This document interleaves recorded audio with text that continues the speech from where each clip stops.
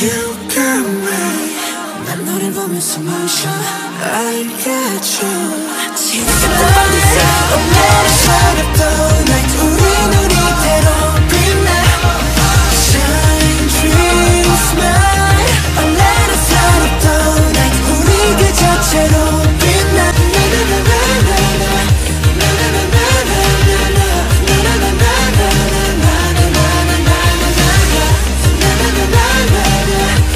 Herkese merhaba, Minoş Şeyler kanalına hoş geldiniz. Bugün sizlerle beraber bu toptan arkadaşlar bir Army Bob yapacağız.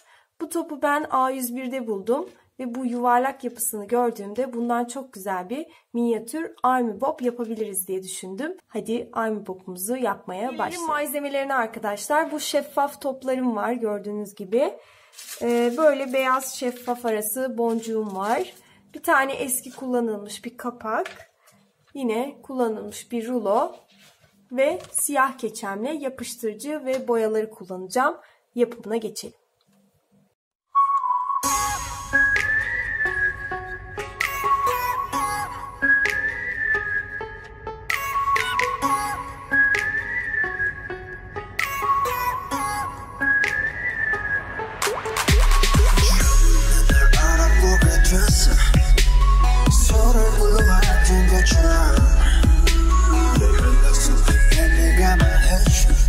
Kestiğim bu rulo kağıdından şöyle bir parça çıkardım.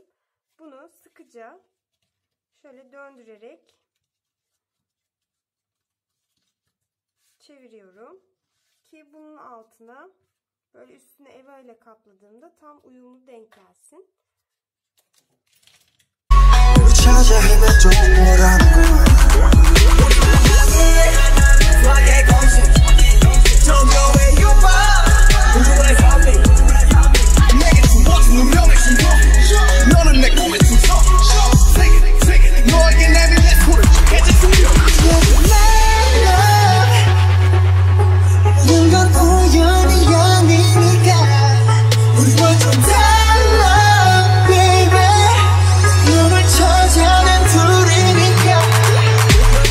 Şimdi diğer parçalarımı da yapacağım. Şöyle daha deminki tuvalet rulosundan hazırladığım ve eva ile kapladığım sopa kısmım var.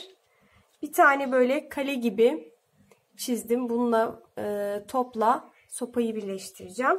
Ve üstünün yuvarlağını yapmak için de yine bir parça eva kestim. Evet, şimdi logomuzu yapıştırdıktan sonra içine bir miktar boncuk atıyorum.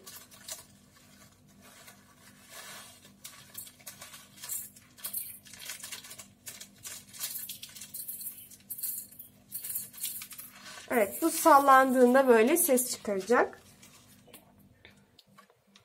Daha sonra bu topun kendinden böyle bir deliği vardı. Bir daha delik açmaya gerek kalmadı ama delik yoksa bunu sıcak bir şeyle delebilirsiniz. Evet, böyle geçiriyorum. Geçirdikten sonra şu kısmını düğüm atacağım.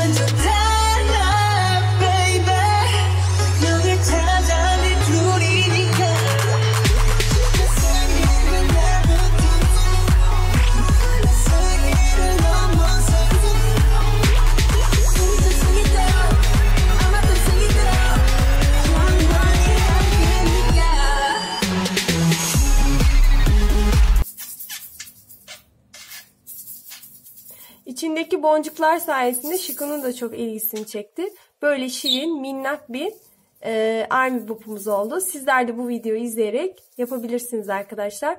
Diğer videolarda görüşmek üzere. Ben fan chat yaparak videoyu kapatıyorum.